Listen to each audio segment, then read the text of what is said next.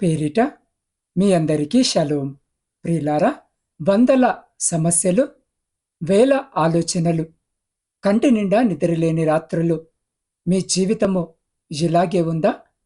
ఎంత సంపాదించినా, ఎన్ని ఉన్నా మనసులో ఏదో తెలియని వెలితి, అశాంతి మిమ్మల్ని వేధిస్తుందా? అయితే ఈరోజు దేవుడు మీతో ఒక అద్భుతమైన మాట చెబుతున్నాడు. మనుషుల దగ్గర దొరకని నెమ్మది, లోకమివ్వలేని శాంతి మీకెక్కడ దొరుకుతుందో తెలుసా? ఈ వీడియో చివరి వరకు చూడండి. మీ జీవితము మారబోతుంది.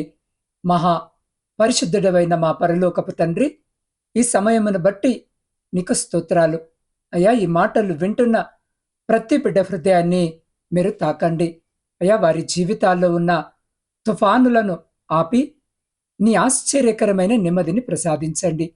బలహీనులను బలపరచండి.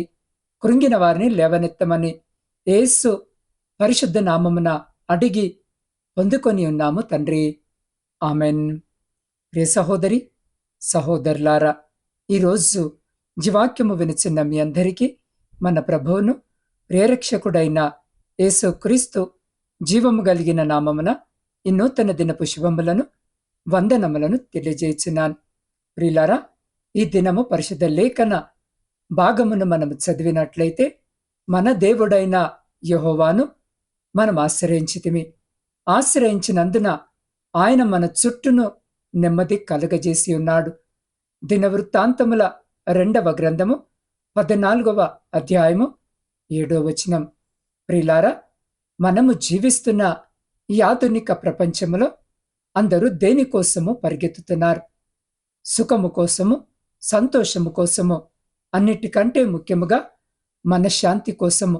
కానీ విచారకరమైన విషయము ఏమిటంటే, మనిషి ఎంత ఎత్తుకు ఎదుగుతున్నా లోపల అంతగా కృంగిపోతున్నాడు. పట్టుపరుపులు ఉన్నాయి కానీ నిద్ర లేదు. బ్యాంక్ బ్యాలెన్స్ ఉంది కానీ తృప్తి లేదు. బైబిల్ గ్రంథములో దినవృత్తాంతములు 2వ గ్రంథము 14వ అధ్యాయము 7వ వచనములో రాజు ఆసా తన ప్రజలతో ఒక మాట అంటున్నాడు. మనము యెహోవాను ఆశ్రయించితిమి, ఆయన మన చుట్టూ నెమ్మది కలగజేసి ఉన్నాడు. ఇక్కడ గమనించండి, నెమ్మది అనేది ఏదో అదృష్టవశాత్తు రాలేదు. అది ఆశ్రయించడం వల్ల వచ్చింది. ఆశ్రయించడం అంటే కేవలము ప్రార్థన చేయడం మాత్రమే కాదు, మన శక్తిని పక్కన పెట్టి దేవుని శక్తి మీద పూర్తిగా ఆనుకోవడం. లోపల ప్రశాంతముగా ఉండటము ఎలాగో ఈరోజు మనము నేర్చుకుందాం. ప్రియులారా, ఒకసారి ఒక పెద్ద ప్రయాణికుల ఓడ సముద్రము మధ్యలో ఉన్నప్పుడు ఊహించని విధముగా భయంకరమైన తుఫాను వచ్చింది. ఆకాశము నల్లగా మారింది. మెరుపులు ఉరుములతో సముద్రము అల్లకల్లోలముగా మారింది. ఓడలోని ప్రయాణికులందరూ ప్రాణభయముతో అరుస్తున్నారు, ఏడుస్తున్నారు. కొందరైతే భయముతో వణికిపోతూ దేవుణ్ణి వేడుకుంటున్నారు. మరణము తమ కళ్ళ ముందే కనిపిస్తుందని అందరూ వణికిపోతున్నారు. కానీ ఆశ్చర్యకరముగా ఆ ఓడలోనే ఉన్న ఒక 8 ఏళ్ల బాలుడు మాత్రము ఒక మూలలో కూర్చొని ప్రశాంతముగా బొమ్మలతో ఆడుకుంటున్నాడు. అతని ముఖములో భయం లేదు, కంగారు లేదు. బయట జరుగుతున్న ప్రళయముతో అతనికి సంబంధము లేనట్టుగా చాలా నెమ్మదిగా ఉన్నాడు. అది చూసిన ఒక ప్రయాణికుడు ఆశ్చర్యపోయి ఆ అబ్బాయి దగ్గరికి వెళ్ళి ఇలా అడిగాడు, బాబూ, బయట అంత భయంకరమైన తుఫాను వస్తుంటే ఓడ మునిగిపోయేలా ఉంటే నీకు భయము వేయడం లేదా? అంత ప్రశాంతంగా ఎలా ఆడుకుంటున్నావు అని అడిగాడు. అప్పుడు ఆ బాలుడు చాలా అమాయకంగా, అంతే నమ్మకముతో ఇలా అన్నాడు, నాకు భయమెందుకు? ఈ ఓడను నడుపుతున్న కెప్టెన్ ఎవరో తెలుసా? ఆయన మా నాన్న. మా నాన్నకు తెలుసు నన్నెలా సురక్షితముగా ఇంటికి తీసుకెళ్లాలో. ఆయన స్టీరింగ్ పట్టుకొని ఉన్నంత వరకు నాకు భయం లేదు అని. ఈ కథలోని ఆత్మీయ సత్యాన్ని మనము గ్రహించగలిగినట్టయితే, మన జీవితము అనే ఓడలో కూడా కొన్నిసార్లు ఆర్థిక ఇబ్బందులు, అనారోగ్యము లేదా కుటుంబ సమస్యలు అనే తుఫానులు రావచ్చు. లోకమంతా భయముతో వణికిపోతూ ఉండవచ్చు. కానీ మన జీవితము అనే ఓడకు కెప్టెన్ మన పరలోకపు తండ్రి. మనము మన స్వశక్తిని నమ్ముకుంటే భయము వేస్తుంది. కానీ నిన్ను నన్ను సృష్టించిన మన తండ్రి స్టీరింగ్ పట్టుకొని ఉన్నాడు అని ఆయన ఆశ్రయిస్తే ఆ అబ్బాయికి ఉన్నటువంటి పరలోకపు నెమ్మది మన హృదయాల్లో నిండుతుంది.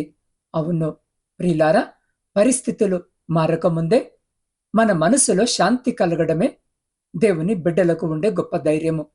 కాబట్టి ప్రియ సహోదరి సహోదరులారా, దేవుడు నెమ్మదిని కలగజేయవాడు అనే విషయము ఈ లేఖన భాగమును బట్టి మనము గ్రహించవచ్చు. ఈ రోజున అనేక మంది నెమ్మదిగల జీవితాన్ని కోరుకుంటున్నారు. ఏదైనా సెలవు దొరికితే, సమయము వస్తే ప్రశాంతముగా ఉండే స్థలానికి వెళ్ళి గడపాలని అనుకుంటున్నారు. అంటే వారుండే ప్రదేశము నెమ్మదిగా లేదు అనే కదా అర్థము. అది ఇల్లు కావచ్చు, ఉద్యోగ స్థలము కావచ్చు, వ్యాపార విషయంలో కావచ్చు. వారికి ప్రశాంతత అక్కడ దొరకడము లేదు, పొందలేకపోతున్నారు. ప్రశాంతత లేనప్పుడు ఎన్ని కోట్ల రూపాయలు సంపాదించినా వ్యర్థమే. ఈ రోజున ఈ వాక్యము వింటున్న నా ప్రియమైన సహోదరి సహోదరుడా, నీకు కూడా నెమ్మది లేదేమో. నీ కుటుంబములో ఎప్పుడు గొడవలతోనే జీవిస్తున్నారేమో. నీ కుటుంబము బాగున్నా నీ ఇరుగు పొరుగు వారితో పడలేకపోతున్నావేమో.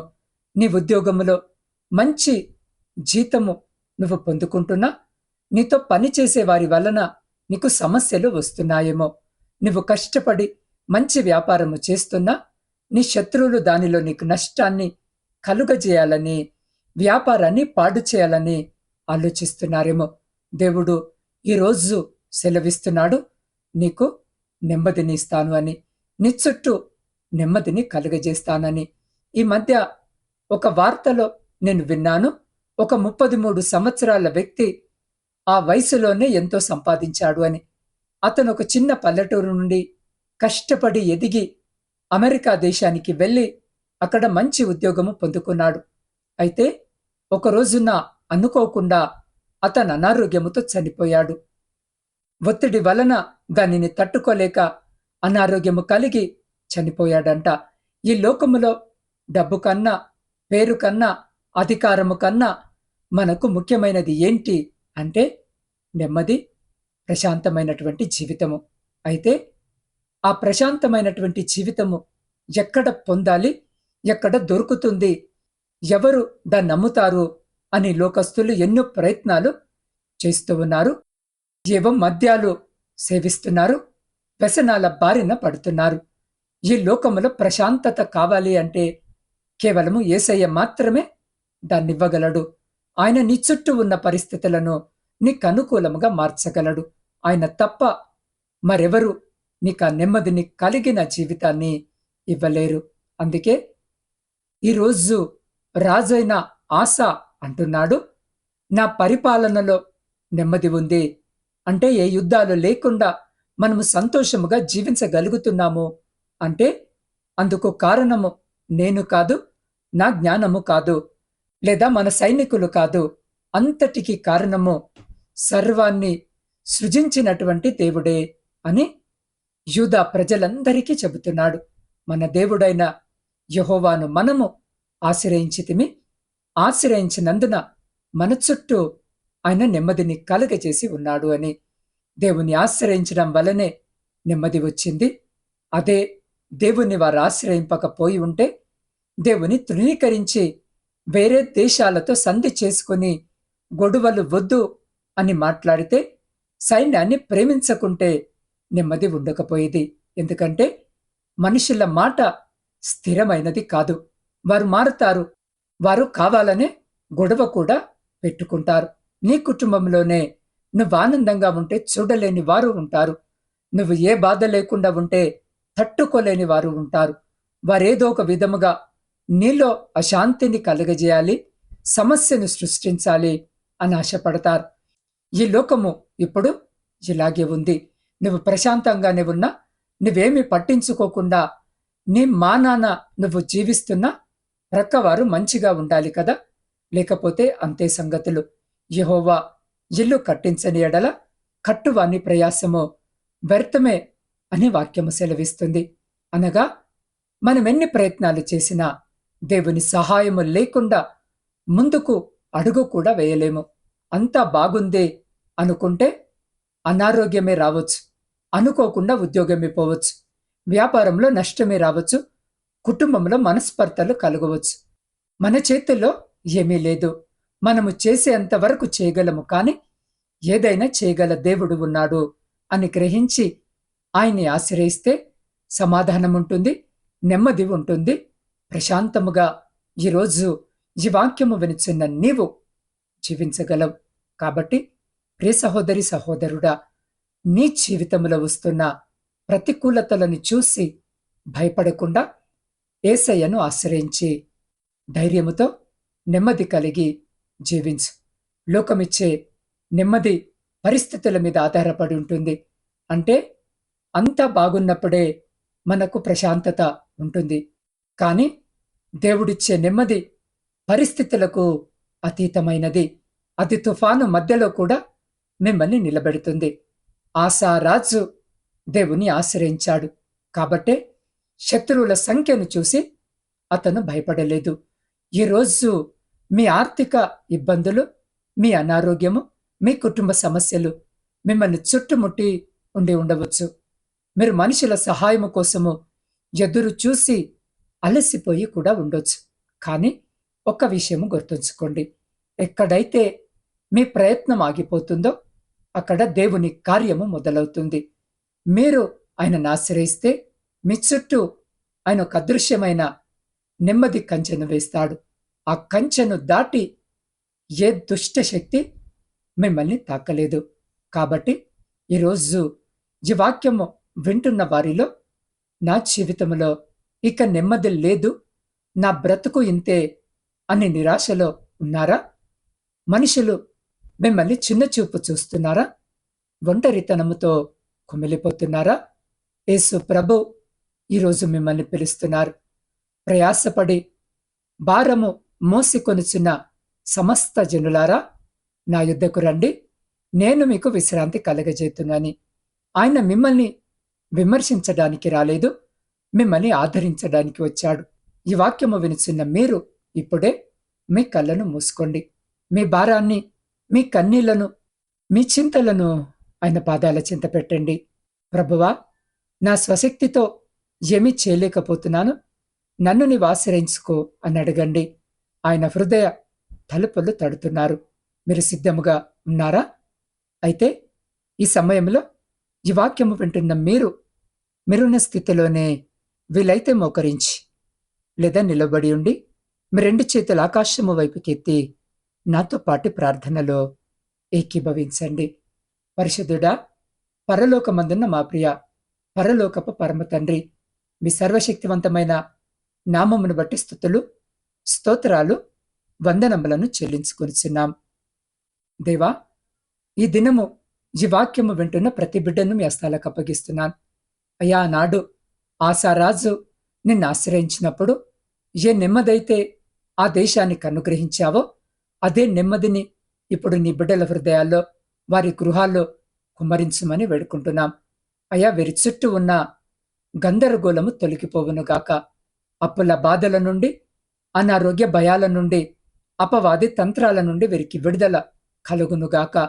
నీ ఆశ్చర్యకరమైన శాంతి వీరి మనస్సులకు, తలంపులకు కావలి ఉండునుగాక. ఈ ప్రార్థన వింటున్నప్పుడే వారి హృదయ భారము దిగిపోయి వారికి స్వస్థత కలిగి నీ వెలుగు వారిపై ఉదయించునుగాక. నీవే మా శ్రేయదుర్గము, నీవే మా ప్రాకారము.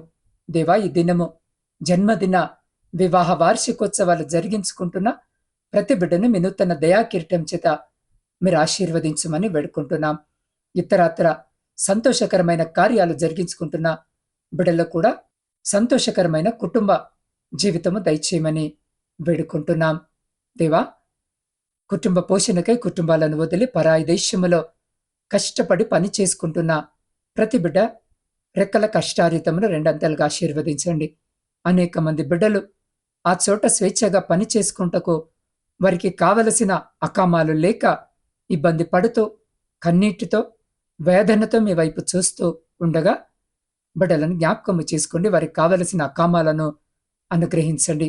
అక్కడున్న అధికారులతో మీరు మాట్లాడండి. ముఖ్యంగా నా తండ్రి, బిడ్డల దేశంలో ఒంటరిగా ఉంటూ ఉండగా ఎలాంటి చెడు సహవాసాల దరికి వారు చేరకుండా నా తండ్రి వారి చుట్టూ మీ కంచె వేసి వారిని వారి కుటుంబాలను మీ కృపలో భద్రపరచమని వేడుకుంటున్నాం. ప్రపంచంలో శాంతిని సమాధానాన్ని కలిగించండి. విడిపోయిన కుటుంబాలను తిరిగి మీ పరిశుద్ధ నామమున కట్టుమని వేడుకుంటున్నాం. నా ఆత్మీయ కుటుంబ సభ్యులందరినీ ఈ దినముని పరిశుద్ధ పాదాల చెంతకు తీసుకుని వస్తూ ఉండగా వారి ప్రతి ప్రార్థన విన్నపాన్ని మీరు ఆలకించి అంగీకరించి వారి ప్రతి న్యాయమైన కోరికకు మీరు సమాధానము దయచేసి మీరే ఘనత మహిమ ప్రభావాలు పొందమని మా ప్రభువును మీ ప్రియకుమారుడైన యేసుక్రీస్తు అతి పరిశుద్ధ నామములో ప్రార్థించి స్తుతించి అడిగి పొందుకొని ఉన్నాము తండ్రి. ఆమెన్. ప్రియ సహోదరి సహోదరులారా, మీకు ఒక ప్రశ్న. మీరెప్పుడైనా దేవుణ్ణి ఆశ్రయించినప్పుడు అద్భుతమైన నెమ్మదిని అనుభవించారా? అయితే సాక్ష్యాన్ని కింద కామెంట్ సెక్షన్లో రాయండి, లేదా వాట్సాప్ ద్వారా నాకు తెలియజేయండి. మీ కొరకు నేను ప్రత్యేకంగా ప్రార్థిస్తాను.